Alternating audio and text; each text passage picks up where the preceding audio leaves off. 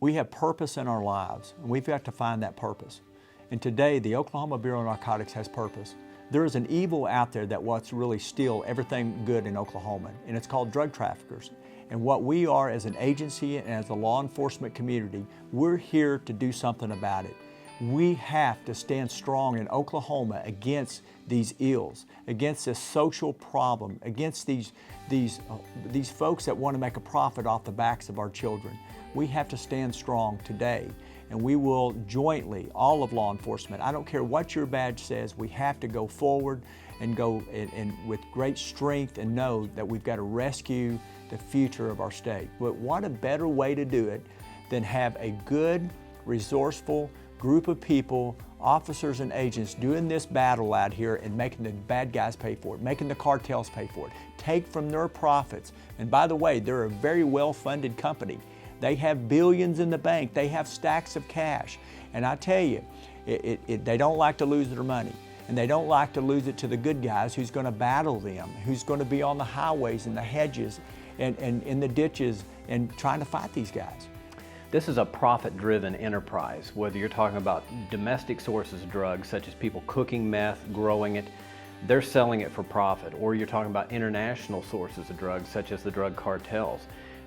They're fueled by money, and that is why they're in this business.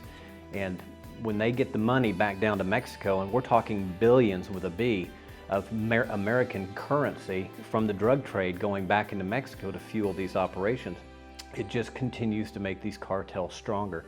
And that is why there's so much violence. They're all fighting each other down there, the different cartels, to get a piece of that pie, which is all U.S. currency going back down there from the drug trade. Okay, so think about this. The biggest bang for the buck that we get in civil forfeiture is that we actually have an opportunity to directly impact a drug trafficking organization through civil forfeiture. So for instance, a kilogram of methamphetamine costs the cartels about $500 to manufacture in Mexico. A kilogram of methamphetamine is 1,000 grams of methamphetamine. 1,000 grams of methamphetamine on the street, if you break it down by the gram, has a $100 a gram value. Okay, so what's that value for the kilogram? That's $100,000 of drug value. So if we seize a kilogram of methamphetamine, we get a kilogram of methamphetamine. If we seize $100,000 of drug profit, that has the potential to equal 200 kilograms of methamphetamine. I believe that asset forfeiture is the most critical tool that we have to combat these drug trafficking organizations. By doing that is the strongest deterrent that we'll ever have. We can take off seize a load of marijuana or cocaine, and it really doesn't affect them as much as that money. That money is going to be the strongest deterrent by taking that off and forfeiting it. A lot of times we'll run across a large amount of money and we'll do an investigation right there on the side of the road, and for whatever reason, either the person's story checks out, or maybe if the story doesn't check out but we don't feel like we really have enough to keep that money, we let that go. We err on the side of the caution all the time. I can't look myself in the mirror at the end of the night and feel good about myself if I seized that person's money in that example, or anybody else's money that's an innocent person. Crime is driven by money.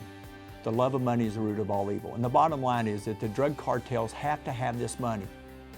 And I'm of the opinion, the strong opinion, and some folks may not like this, but I believe you take from the bad guys and you support the good guys. You take from people that want to do harm and you support the people that want to do good and protect this state.